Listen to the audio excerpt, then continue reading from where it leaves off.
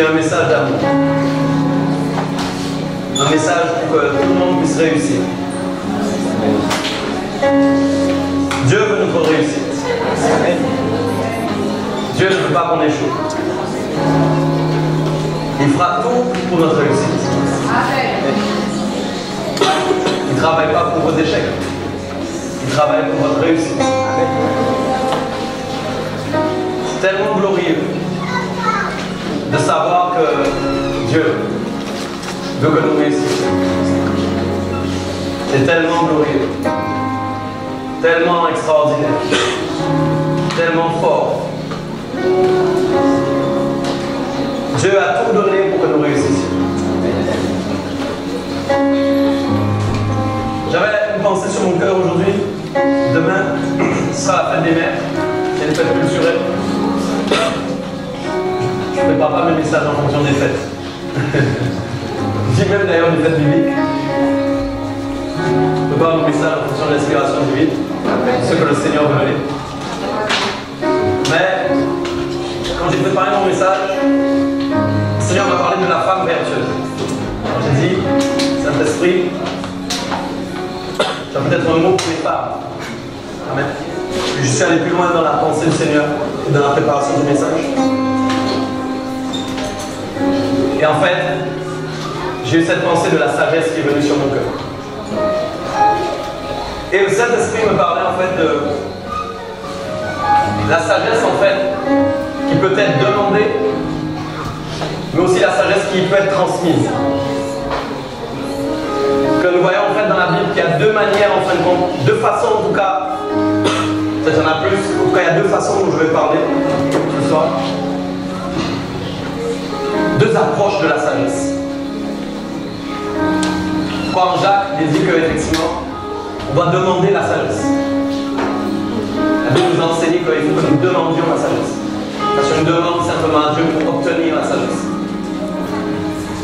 Mais sur le plan générationnel, on voit aussi que Dieu veut faire un travail d'impact. Et ça se passe en fin de compte dans la transmission de la sagesse. Pendant que je priais, en fait, le Saint-Esprit était en train de me convaincre des problèmes générationnels, des problèmes de cette vie, et des problèmes même que vous pouvez avoir avec vos propres enfants, des problèmes que vos enfants pourraient avoir avec leurs enfants, si la sagesse n'est pas transmise. C'est pourquoi je dis qu'il y a deux façons d'obtenir la sagesse.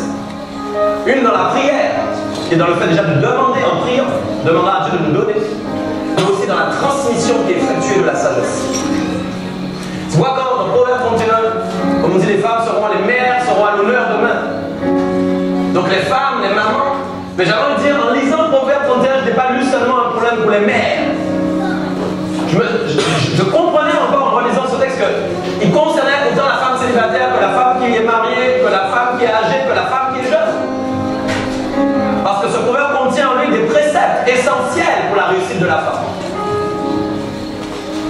Et son contenu est important au niveau de la sagesse. Quand nous parlons de sagesse, nous parlons des préceptes de Dieu, nous parlons simplement d'instruction et d'enseignement. C'est-à-dire de quelle façon l'Éternel veut que nous puissions vivre. Alléluia. Donc il va y avoir de la transmission. Amen. Donc on demain on fait la fête des mères. Alléluia. Amen. Qui est une fête culturelle. J'aimerais que les mamans prennent un temps peut-être. Les femmes prennent un temps. Vous n'êtes pas encore mère, vous êtes mère demain. Est-ce que je suis une femme vertueuse? C'est une question. Est-ce que je suis une femme qui peut transmettre la sagesse à cette génération? Alléluia. Est-ce que je peux le faire? Est-ce que j'ai ce qu'il faut pour le faire? Alléluia.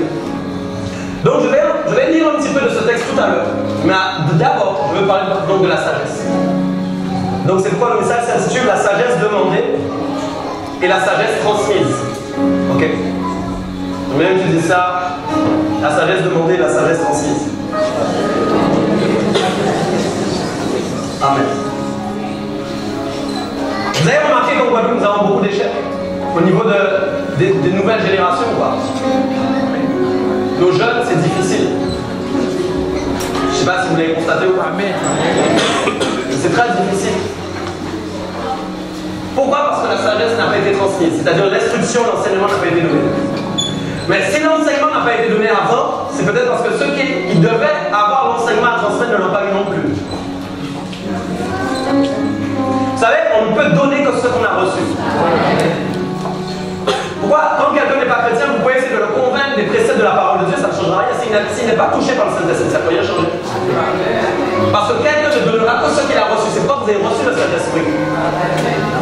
Parce que si vous n'avez pas reçu le Saint-Esprit en vous, vous ne pourriez rien donner de bon à quiconque. C'est une réalité. Vous ne seriez pas capable de donner le meilleur à quelqu'un. Aujourd'hui, ce qui fait de vous des hommes et des femmes capables de donner le meilleur à quelqu'un, c'est parce que vous avez reçu quelque chose que vous pouvez donner. Écoutez, il faut pouvoir recevoir pour pouvoir donner cette chose. Ok? Donc vous avez reçu de la part de Dieu. Amen. Et la question c'est qu'est-ce que nous faisons en fait de ce que nous avons reçu? Alléluia. Comment utilisons-nous ce que nous avons reçu? Amen. Alors je vais d'abord lire mon premier texte, qui est en Proverbes chapitre 3, verset 13 à 20, avec vous. Sur lequel d'abord je vais m'appuyer. Proverbes 3, verset 13 à 20.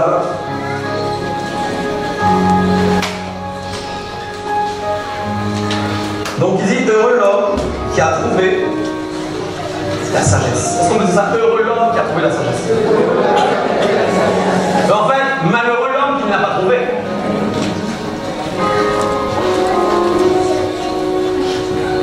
Sur la terre, en général, on est soit heureux, soit malheureux.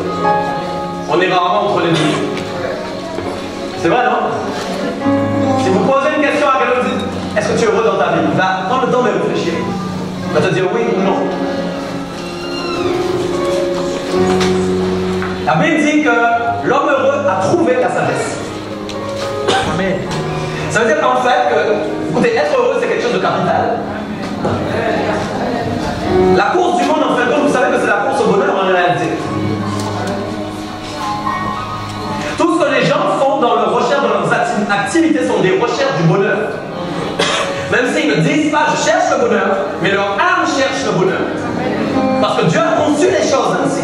Dieu n'a pas conçu l'homme pour que son âme soit dans le malheur. Non. Dieu a conçu l'homme pour que son âme vive dans le bonheur.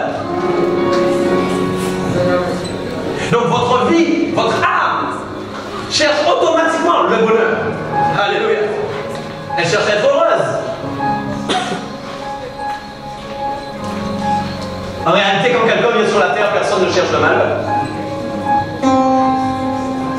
Qui cherche le malheur? Personne.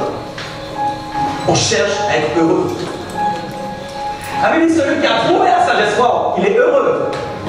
Ce qui veut dire que la sagesse contient à elle seule, tu m'entends bien? À elle seule, elle contient tous les éléments pour te rendre heureux. En gros, il n'y a rien qui est produit sur la terre ou qui est conçu sur la terre qui peut amener une typologie du bonheur qui est dans cette typologie de bonheur. Il n'y a rien. La sagesse contient à elle seule tout ce qu'il faut pour que tu sois heureux. On va dire heureux l'homme qui a trouvé la sagesse. Et il dira, et l'homme qui possède l'intelligence. Wow.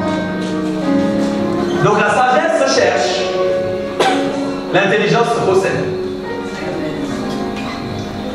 Il dit car le gain qu'elle procure est préférable à celui de l'argent. Et le profit qu'on en tire vaut mieux que l'or. Les riches n'ont pas trouvé la sagesse. Les milliardaires n'ont pas trouvé la sagesse. Je voyais un reportage il n'y a pas longtemps, ils ont des yachts immenses maintenant, de plus en plus immenses. C'est un cercle très privé, très fermé. Enfin, ils achètent maintenant des yachts, c'est incroyable. Je ne sais pas si vous avez déjà vu. C'est impressionnant. Et je voyais un homme qui parlait en fin de compte de celui qui avait le plus grand yacht, en fait. Il fallait voir en fin de compte le bonheur qui était en train de transparaître sur le visage de cet homme. Il était fier. Écoutez bien. Et puis il parlait, je l'écoutais, il disait, voilà, quand mes amis viennent, il était heureux de savoir que quand ses amis viennent, ils peuvent être reçus comme ils sont reçus sur ce bateau. Il disait, regardez un peu tous les éléments, les matériaux que j'ai utilisés, tout ce qu'il a pu mettre sur ce bateau. Il était heureux. Et puis à la fin de l'interview, ça se termine par autre chose. Il dit, mais il a un cancer.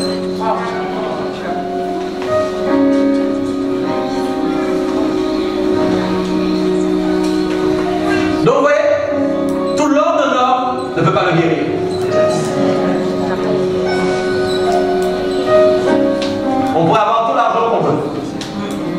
L'or ne peut pas nous guérir. La sagesse peut. Elle nous préserve des maladies. Vous savez quoi? La sagesse est le médicament qu'aucun laboratoire n'a encore pu concevoir. Et vous savez quoi? Il n'a aucun... comment ça quand les médicaments ont des effets néfastes? Oh, des effets secondaires. La sagesse n'a pas d'effets secondaires.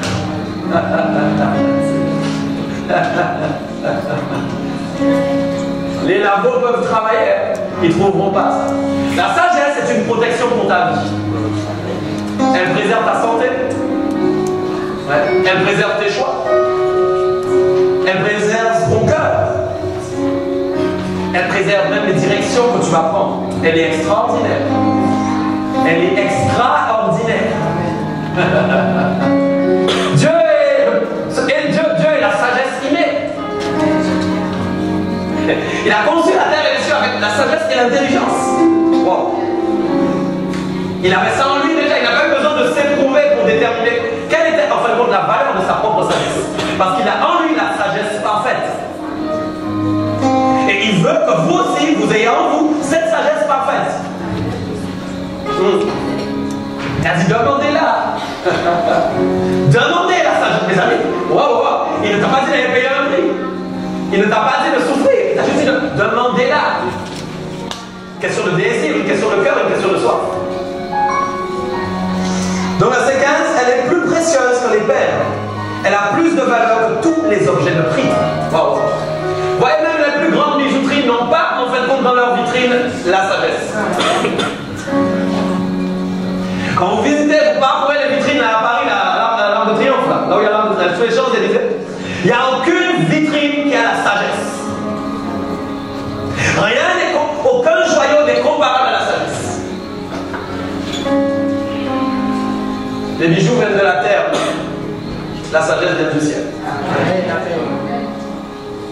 Il faut aller extraire dans la terre, vous savez les choses, il faut aller en plus faire souffrir beaucoup de gens pour ramener les choses. C'est terrible, hein? Pour que dans les vitrines, il y ait des joyaux extraordinaires, que les gens soient en train de baver et trouver ça extraordinaire. La Bible dit, rien n'est comparable à la sagesse. Verset 17, il dit, ses voies sont des voies agréables et tous ses sentiers sont paisibles. Elle est un arbre de vie pour ceux qui la saisissent. Et ceux qui la possèdent sont comment? Heureux. C'est par la sagesse que l'Éternel a fondé la terre. Voilà. C'est par l'intelligence qu'il a affermi les cieux.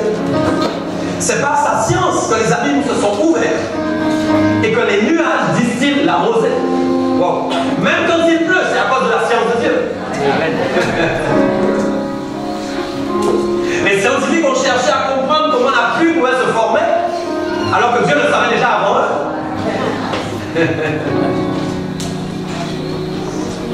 Donc c'est pourquoi la sagesse se trouve, l'intelligence se possède.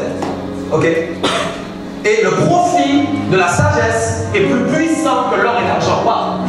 Quand on parle de profit, en fait, on va dire ce que ça rapporte. La sagesse vous rapportera plus que le salaire. Amen. Amen. Vous voyez, parfois nous nous battons pour avoir un salaire. Or, Dieu vous donne quelque chose qui a un salaire plus élevé que le propre salaire que vous gagnez. Le profit de la sagesse est beaucoup plus puissant que tous les salaires de tous les footballeurs de la terre rassemblés à la fin de l'année.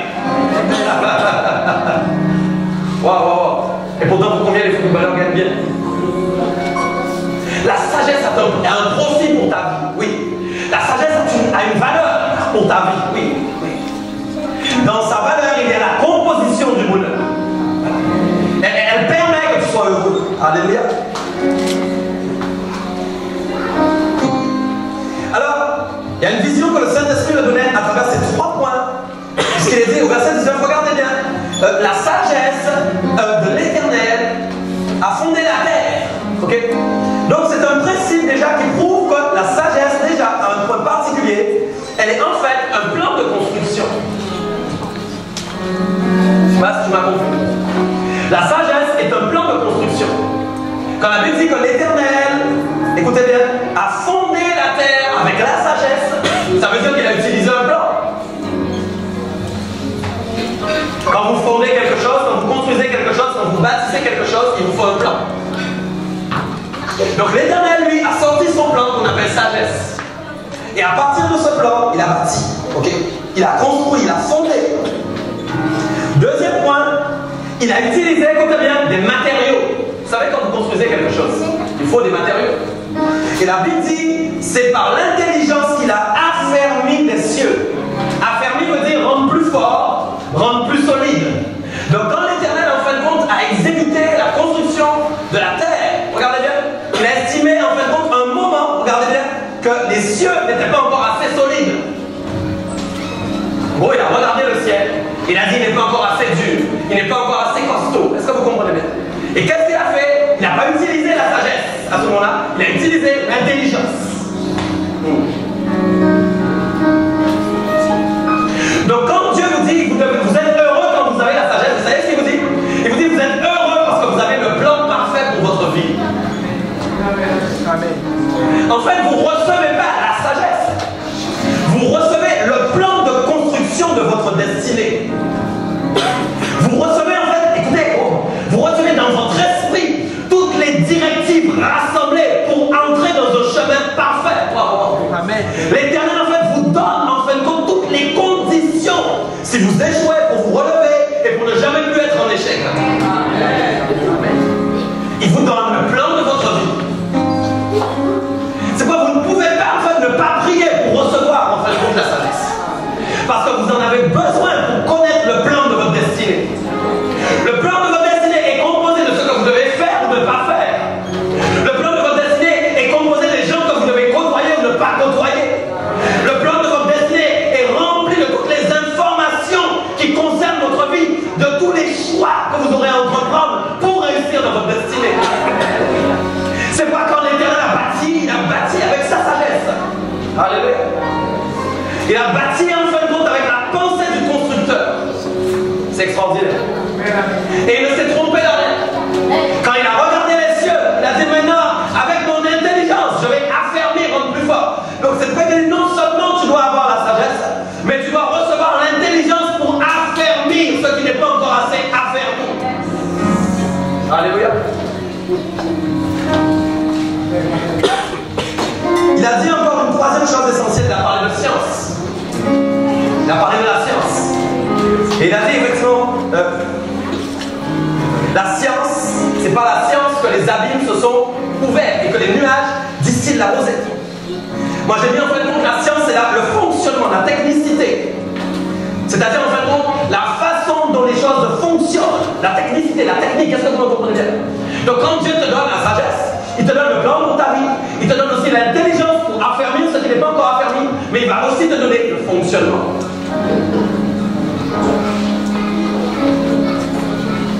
C'est pourquoi en fin de compte tu as un talent. C'est pourquoi tu es bourré de talent. Que l'Éternel t'a rempli en fin de compte de talent. Alléluia. Que tu dois manifester.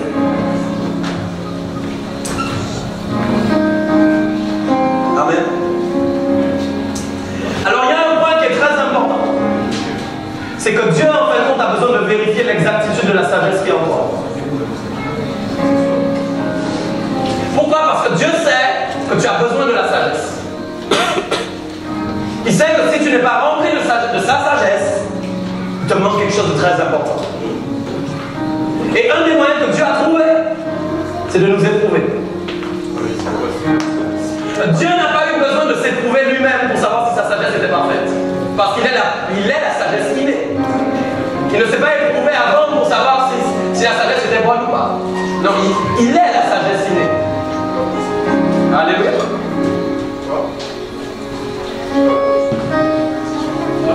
Mais encore notre vie dépend de notre sagesse. Car notre niveau de sagesse représente en fait le niveau ou encore la mesure de vie bonne et parfaite qui réside en nous. Amen. Jacques 1, 2, 4, s'il te plaît. Jacques chapitre 1, verset 2 à 4. Voilà ce qui est dit. Et vous connaissez tous ce texte. Mes frères, regardez comme un sujet de joie complète les diverses épreuves auxquelles vous pouvez être exposés. Sachant que l'épreuve de votre foi produit la patience. Mais il faut que la patience accomplisse parfaitement son œuvre, afin que vous soyez parfaits et accomplis, sans faillir en rien. Il dit, regardez comme un sujet de joie complète. Regardez. Regardez aussi dans le fait de dire considérer ou encore estimer. Vous savez, quand on considère quelque chose, on estime, en fin de compte, on parle à ce moment-là, en fin de compte, de la valeur des choses. Amen. Et la Bible dit ici, regardez, vous devez estimer, en fin de compte, les diverses épreuves comme un sujet de joie complète. Je peux dire que je suis dans la joie aujourd'hui, mais demain dire que je ne le suis plus. J'ai en fait en moi une joie qui est incomplète. Quand on parle de sujet de joie complète, on parle d'une joie qui est totale. Mes amis, quand quelque chose est complet, on ne peut rien enlever et on ne peut rien ajouter. Je ne sais pas si vous m'avez bien compris. Quand quelque chose est complet, je ne peux rien ajouter, je ne peux rien retirer. C'est vrai, non? Donc quand j'ai une joie complète, je ne peux plus ajouter aucune autre joie, ni retirer de joie à l'intérieur. Elle est complète. Si elle est complète, ça veut dire qu'elle me permet en fait d'être dans la joie tous les jours.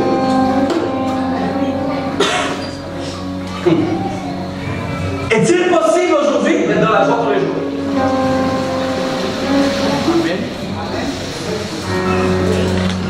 C'est ce que Dieu veut. Est-il possible d'être dans la joie tous les jours? Vous demandez ça à n'importe qui dans le monde, il va vous dire non. D'ailleurs, même ici, les gens diront non, pasteur. Soyez vrai. Je répète, est-il possible d'être dans la joie tous les jours? Moi, je réponds oui. Amen. La joie vient au-dessus des souffrances. Ça ne veut pas dire que je ne souffre pas. Mais la joie complète est plus puissante que la souffrance dans laquelle je suis.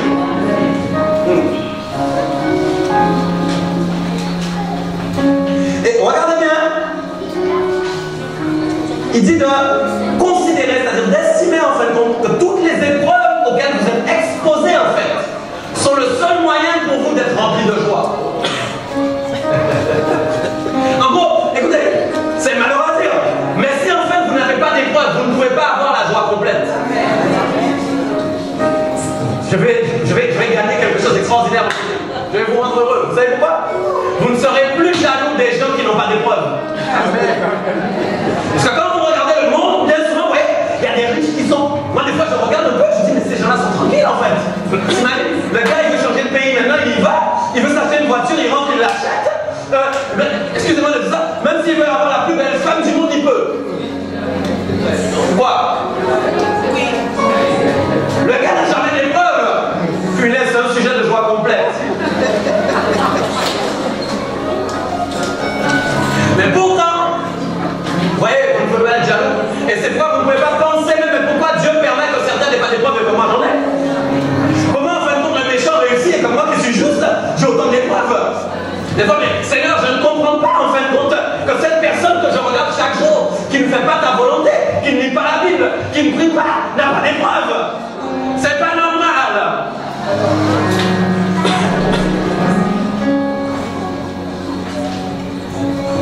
Il n'a pas ce qui peut lui donner la joie éternelle.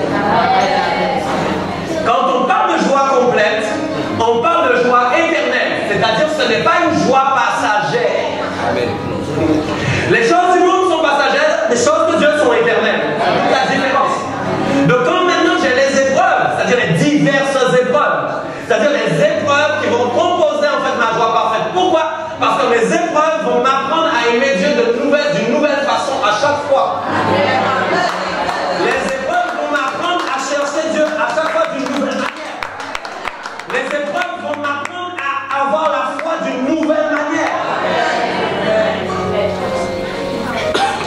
Donc chaque fois que je vis une nouvelle façon de connaître Dieu dans l'épreuve, je reçois une joie supplémentaire parce qu'il m'apprend quelque chose.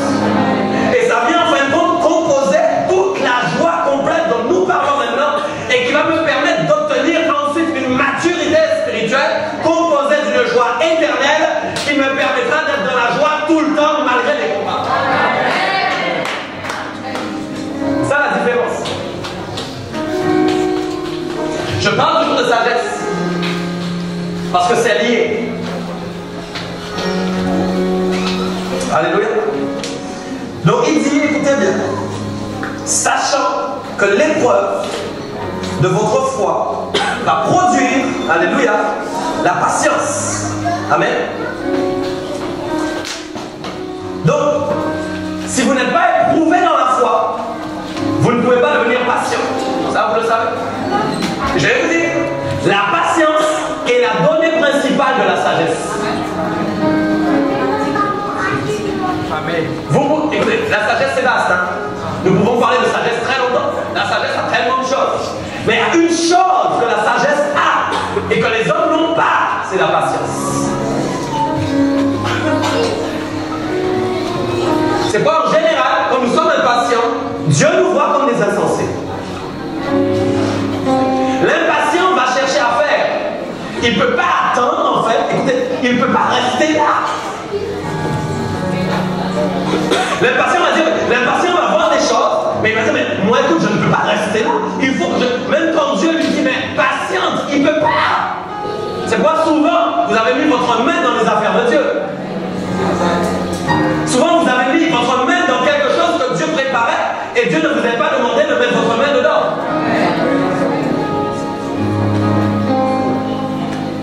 Parce que parfois, vous n'avez pas réussi à patienter simplement. Quand Dieu ne parle pas, parce qu'en fait, il faudrait dire à Dieu, parle tout le temps pour que je puisse patienter. Mais Dieu aussi veut t'apprendre à patienter sans entendre sa voix. Ah là là. Parle-moi tous les jours pour que je patiente. Donne-moi un signe chaque jour pour que je patiente. Non. Alléluia. C'est extraordinaire. Une joie parfaite ne peut pas être ébranlée. Écoutez, une joie parfaite ne peut pas être ébranlée. Ça veut dire qu'en fin de compte, Dieu vous rend inébranlable. Dis ça, il rend inébranlable. Voilà. C'est ce que Dieu veut. Dieu a dans la pensée, Dieu a en tête que tu sois inébranlable. En gros, qu'en fin de compte, aucune nouvelle ne vient t'ébranler.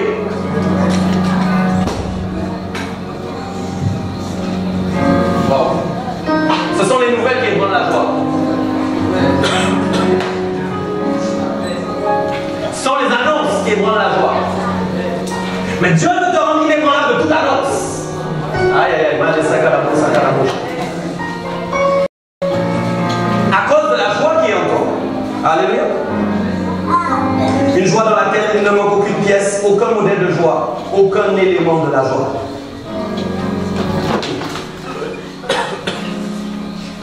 Donc voici la valeur en fin de compte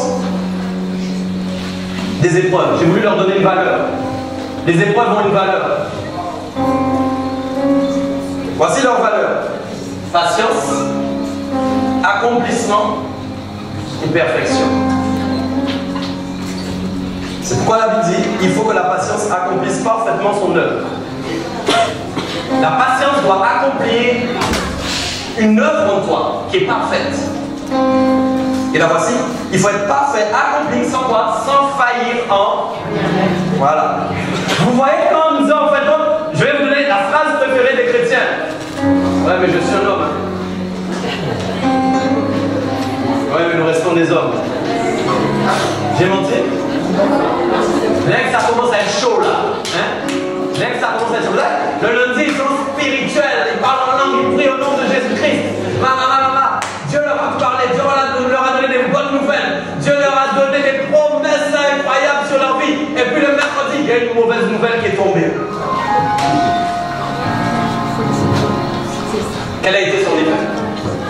Qu'a-t-elle réalisé dans ta vie? Et là, il vient et dit, je suis un homme. Je reste un homme. Tant que je suis sur la terre, tant que Dieu dit, il veut qu'il n'y ait aucune faille en toi. Vous savez ce que c'est aucune faille? Une faille, en fin de compte, c'est un trou, en fin de compte, où on peut insérer quelque chose qui fait défaut. Une faille, c'est un lieu où on peut entrer et créer quelque chose de mauvais. Est-ce que vous êtes d'accord?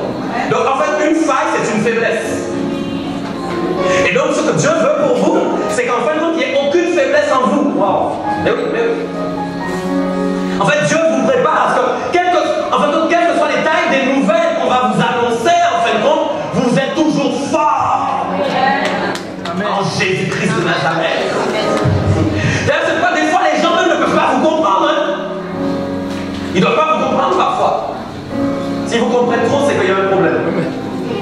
Elle ne sait même pas si quelqu'un m'a compris dans cette question. Si vous comprenez trop, c'est qu'il y a un problème. Non, ils ne doivent pas vous comprendre. Ils doivent dire c'est pas possible que cette personne soit condamnée à travers ce qu'on vient de lui annoncer. Voilà. Et là, il doit dire mais je ne comprends pas. Si on te comprend toujours trop, c'est pas bon. C'est pareil. Alléluia. Gloire à Dieu. L'épreuve vérifie que la qualité de votre patience, du moins l'épreuve vérifie la qualité de votre patience et de votre perfection. Donc logiquement, mais notez ça, l'épreuve vient faire ressortir ce qui est imparfait en vous et qui n'est pas encore accompli. Elle vérifie quels éléments de la parole ne sont pas encore accomplis en chacun de nous. Vérifiez la qualité de votre patience et de votre perfection. En fait, Dieu sait, c'est extraordinaire. Dieu sait que si vous n'êtes pas patient, vous ne pouvez pas être sage. Et il veut vous rendre sage. Donc les épreuves utilisées vont vous apprendre la patience pour devenir sage. Amen. Vous êtes un homme ou une femme qui a de la patience, c'est un homme ou une femme, ce sont des virtuoses. C'est extraordinaire. C'est quelque chose qu'on cherche sur la terre. Alléluia. C'est pas quelque chose qui court dans les rues. Vous avez qu'à voir votre travail au quotidien, les gens que vous côtoyez, votre vie de tous les jours. Ça ne court pas les rues, ça. Alléluia. Les réactions que j'ai face à l'épreuve sont le reflet de ma réalité. Comment, en fin de compte, je réagis face à l'épreuve? Quel est mon tempérament face à l'épreuve? Quel est mon caractère face à l'épreuve? Qu'est-ce que je dis à Dieu quand je suis dans l'épreuve? Comment je le regarde quand je suis dans l'épreuve? Qu'est-ce que je fais? Ça, c'est ma réalité. Ça, c'est la démonstration, en fin de compte, de qui je suis réellement. Mes amis, on est tellement laid qu'on est dans l'épreuve. Waouh. Vous êtes laid quand vous êtes dans l'épreuve, je peux vous le dire. L'épreuve vient faire ressortir les profondeurs du cœur qui sont mauvaises. Elle vient en fait démontrer à ton esprit qu'est-ce qui ne va pas encore chez toi et qui doit s'améliorer. Amen. Et quand tu regardes Christ, comment il a réagi dans chaque épreuve, tu te dis waouh, je suis encore loin. Ou peut-être tu t'es rapproché, voilà.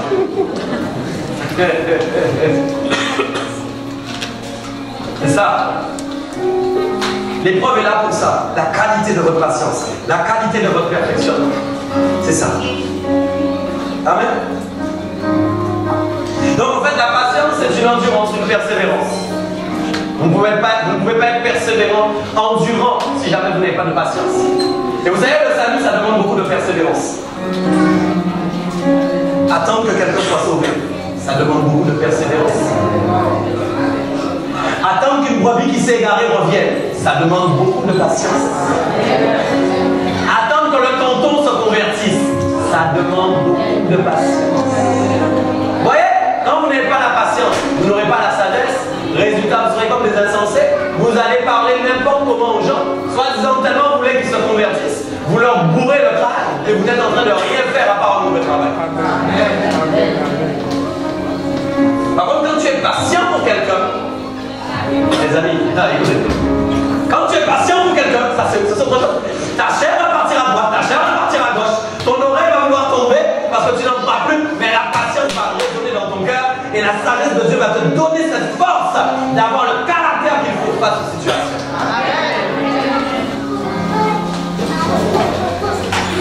Votre chair ne va pas accepter ça. Allô.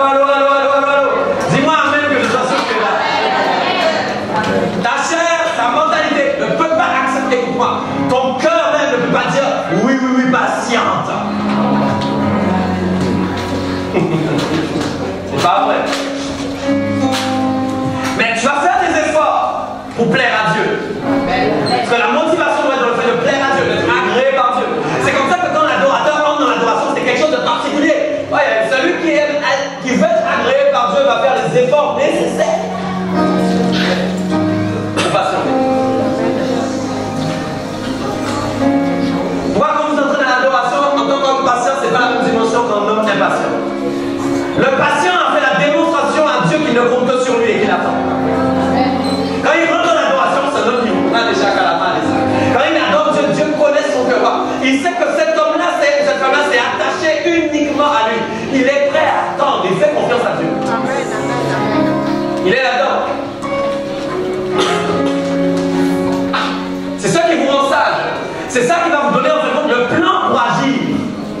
Êtes-vous là? Ouais. Ça, la sagesse, c'est le plan, la définition de c'est l'instruction pour agir. C'est ça. Et cette instruction, elle a des particularités parce qu'elle vous demande d'agir totalement avec l'homme. Voilà, je cherche mes mots. Dans l'aspect contraire total de ce que votre chair aurait fait. En fait, donc, la pensée de la sagesse est tellement contraire à votre sagesse humaine. Tellement contraire à ce que vous auriez fait. Tellement contraire à la façon dont vous-même vous auriez agi. C'est pourquoi vos pensées ne sont pas les pensées de Dieu. Il est impossible que vous ayez humainement parlant cette pensée. Il n'y a que l'Esprit de Dieu qui peut l'insuffler en toi à travers ce sagesse.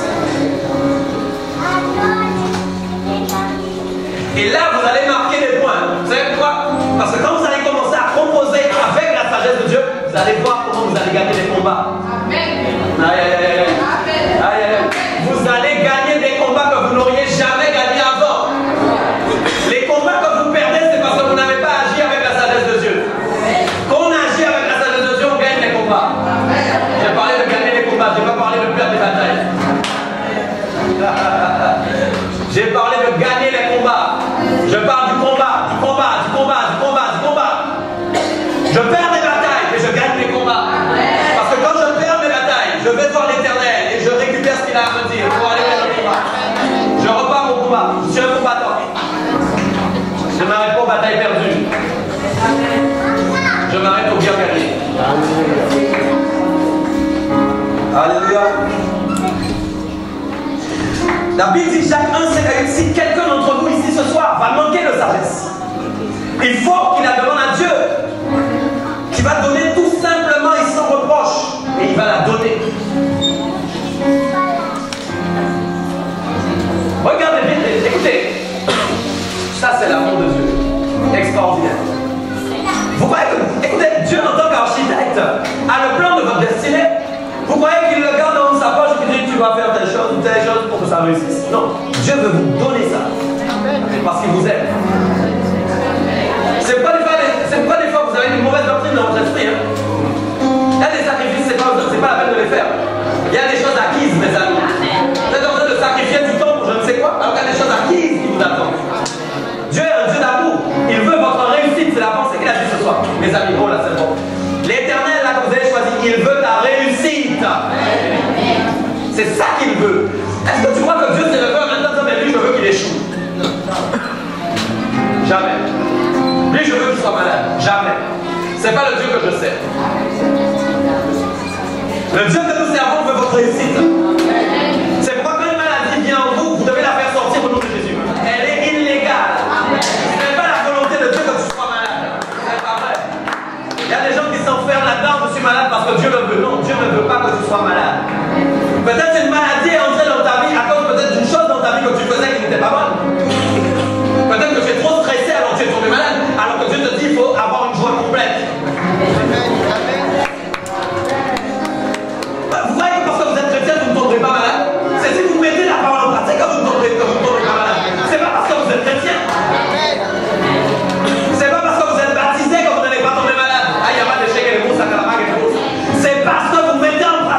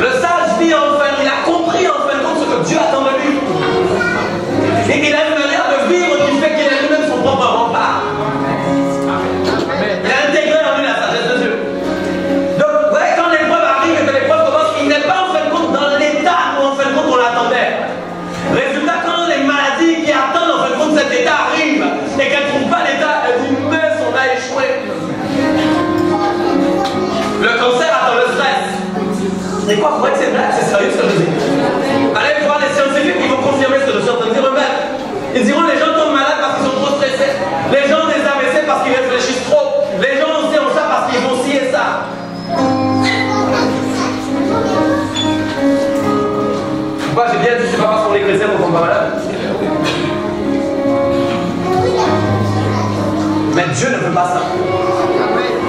C'est pas la volonté de Dieu. Non, non. C'est pas ton partage. C'est ça. Est-ce que je prêche bien ce soir à l'Assemblée? Bien à l'Assemblée, je veux dire. Le message n'est pas de moi. Ok? Alléluia. Brisez les maladies dans vos vies au nom de Jésus. Brisez tout ce qui n'est pas la gloire de Dieu dans vos vies. Ça ne peut pas rester. Allez chercher ce que vous faites qui permet qu'il y ait des failles. C'est pas Dieu veut vous rendre sans faille. Vous voyez le désir de Dieu, je veux vous rendre sans faille. C'est là. C'est là où les maladies ont des failles. Donc si quelqu'un d'entre vous manque de sagesse, demande à Dieu. Demande. Il va donner simplement sans reproche. J'aime ça avec Dieu, le sans reproche. Mes amis, mais quel Dieu? Sans reproche. Vous savez c'est quoi? Il ne regarde pas si tu as péché ou pas. Un homme aurait dit, mais il mérite ou il ne mérite pas. Un homme aurait dit, je vais voir s'il mérite ou pas cette chose. Imaginez la valeur qu'on a donnée. On a dit, il n'y a aucune vitrine aux Champs-Élysées qui a la valeur de la sagesse. Et imaginez avant de vous donner le plus beau rubis du monde, on va vous examiner avant. On va voir qui tu es. De quelle famille tu sors. Hein? Tu es de quoi déjà? S'il n'y a pas deux devant ton nom, tu n'es pas besoin. Déjà, tu es deux points déjà. Il y a des gens en deux ici? Il n'y a aucun, ils n'ont pas deux. Déjà, vous êtes brûlés. Deux. Alors, il faut deux. Après, il faut voir aussi les comptes bancaires. Il faut voir aussi de quelle façon tu es. Pourquoi le plus gros rubis là, des Champs-Élysées, c'est sur ta main, ça va être tu vas. On va examiner. C'est pas je le donne et sans reproche. Hein? Non, c'est pas vrai. Alors que Dieu dit maintenant, lui, il n'a pas été regardé en fait pour à qui tu es. C'est quoi? Dieu sait tellement que si tu as la sagesse, tu vas réussir. Alors il ne va pas regarder à tes échecs précédents. Parce qu'il préfère que tu réussisses. C'est sans reproche qu'il va te donner ça. Quand vous avez je t'ai donné, mais attention, tu as fait ça et ça. Non, il va te donner sans reproche. Allô? Sans reproche. C'est pour quelqu'un ce soir. Alléluia. Sans reproche. Mais il dit une chose par contre importante. Tu dois demander avec foi. Demander avec foi. Croire. Quand nous prions tout à l'heure, vous avez vu que l'esprit inspiré lâche le chant. Je crois que tu es là. Mes amis, c'est pas une blague. Mes amis, c'est pas un chant. Hein? Non, mais c'est pas un chant. C'est pas une histoire, c'est un conte de fées. C'est pas allons chanter ça pour le chanter. Parce que Dieu dit maintenant, assimile, je suis là. Et j'ai aimé, je n'ai pas besoin de te voir pour savoir que tu es là. C'est ça. Je n'ai pas besoin de voir un ange pour savoir que tu es là. Je n'ai pas besoin de voir le feu tomber du ciel pour savoir que tu es là. Je n'ai pas besoin de voir Abraham et Joseph pour savoir que tu es là. Je n'ai pas besoin de voir ton cheval blanc pour savoir que tu es là. Je sais que tu es là. Je sais que tu es là. Je sais que tu es là. Je le crois. Quand vous demandez la sagesse avec foi, dans ce niveau-là, vous allez la recevoir tout de suite. Il n'y a pas d'autre chose. Dieu n'a pas, il n'y a pas d'autre chose de rajouter, il n'y a pas d'autre chose de demander. Il y a juste la foi qui a été demandée, précisément.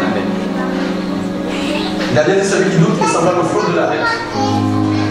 Agité par le vent, poussé de côté et d'autre. C'est-à-dire, l'homme qui n'a pas de foi est ballotté. En gros, c'est un jour il croit, un jour il ne croit pas. Et puis il croit pour tel verset, puis il ne croit pas pour tel verset.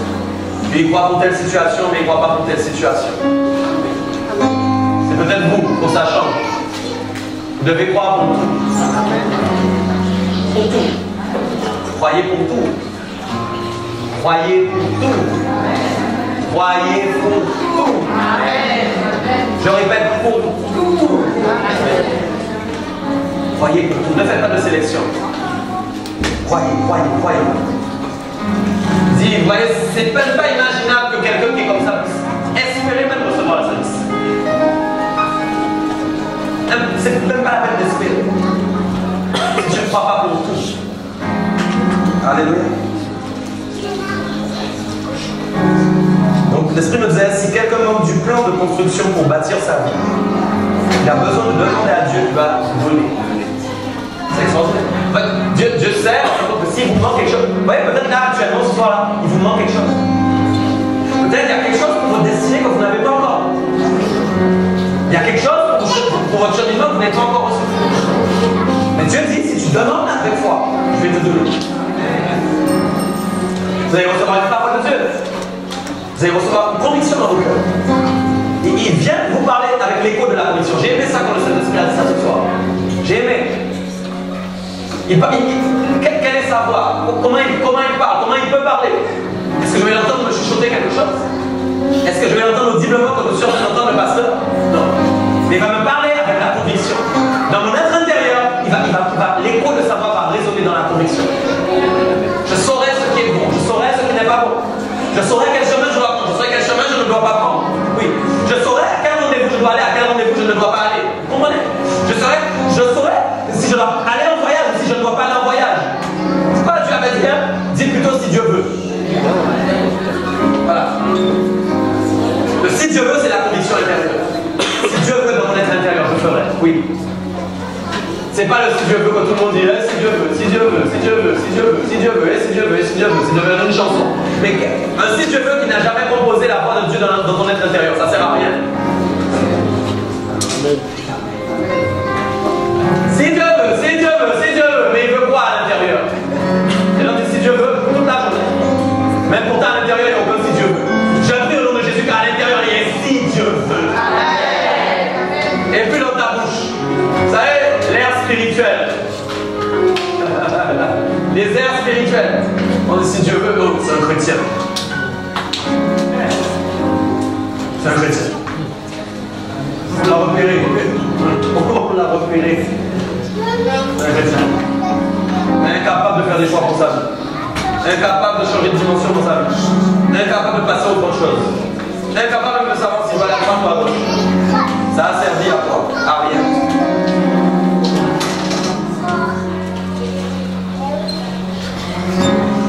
Alléluia. Croyez en lui pour obtenir le plan précieux. Croyez en lui. Dieu va vous donner ce plan précieux pour votre vie. Il va vous faire une démonstration du plan. Il va composer votre vie. Il va composer votre destinée. Il va vous faire cheminer en fin de compte vers le plan parfait. Alléluia. Alors avant de terminer, je parlais au début de la femme vertueuse. Je voulais faire ce clin d'œil aux femmes ce soir, aux mères. Parce que demain c'est la fin des mères, on a voulu faire quelque chose justement à la fin de la réunion de partie de la famille. Pour honorer en fin de compte les mamans. Vous avez Proverbe 31, 2 nous dit. Proverbe 1, 8, 9, on va plutôt prendre. Proverbe 1, 8, 9. Proverbe chapitre 1, 8 à 9. Dit, écoute mon fils, l'instruction de ton père. Vous connaissez ça? Ne rejette pas l'enseignement de ta mère.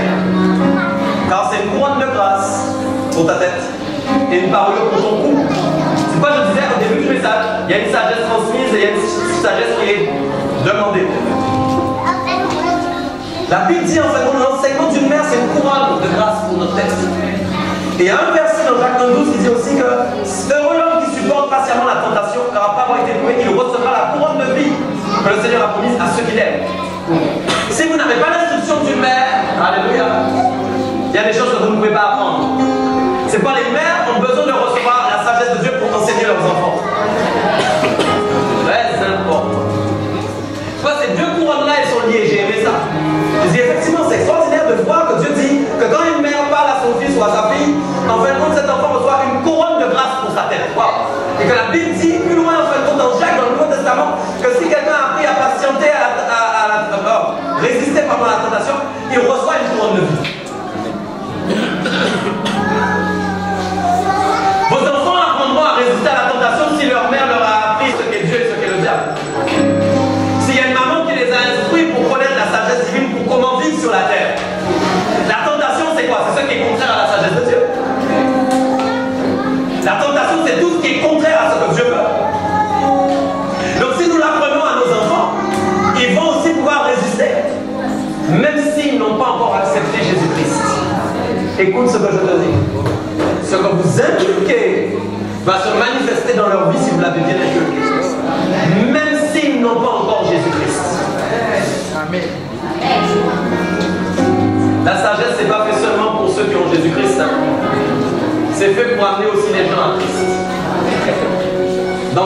manifeste nous-mêmes en tant que sagesse.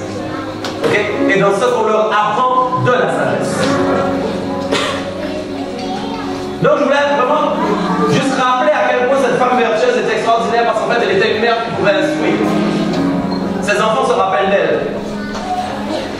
Ses enfants ont un témoignage de qui elle est. Parce qu'elle a pris le temps de poser la sagesse. C'est ce que je prie pour toutes les mères de l'église ce soir. C'est ma prière. Alléluia. Que même celles qui ne sont pas encore mariées, qui sont jeunes, puissent chercher la sagesse de Dieu. Pour que le jour où elles seront mariées, elles puissent avoir cette sagesse qui se manifeste. Dans les foyers, dans les maisons, pour leurs enfants. Alléluia. Moi j'ai bien dit la sagesse peut être donnée, mais elle peut être aussi transmise. Même nous les pères, nous devons la transmettre à nos enfants et la transmettre à ceux qui nous entourent. Alléluia, les deux l'autre venir. Alléluia. Gloire à Dieu. Acclame le Seigneur.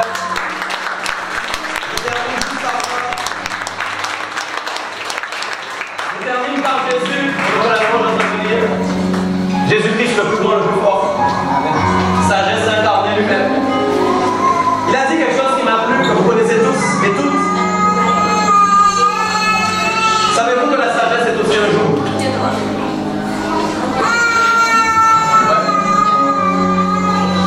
La sagesse c'est un joug doux.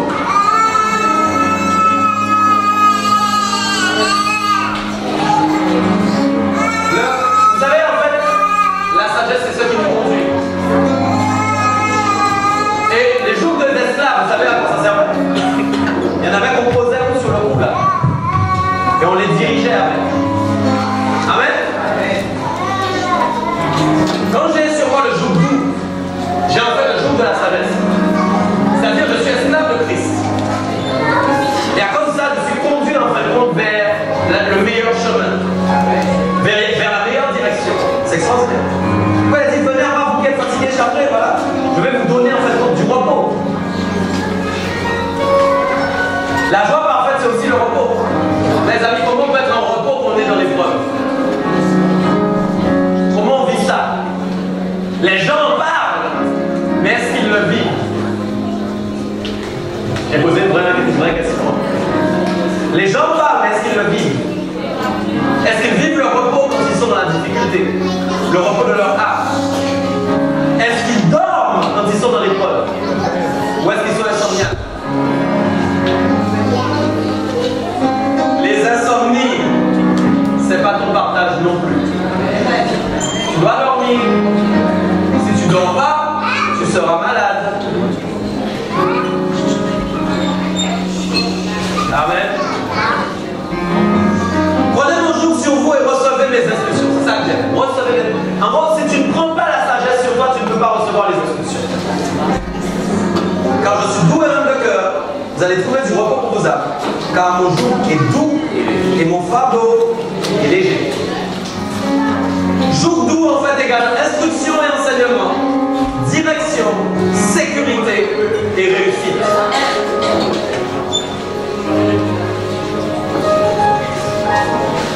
Instruction, enseignement, direction, sécurité et réussite. Vous pouvez venir les filles. J'ai fini. Et à la bouche, à la bouche. Je veux rendre gloire à Dieu ce soir. Amen. Alléluia. La réflexion veillera sur toi. L'intelligence te gardera.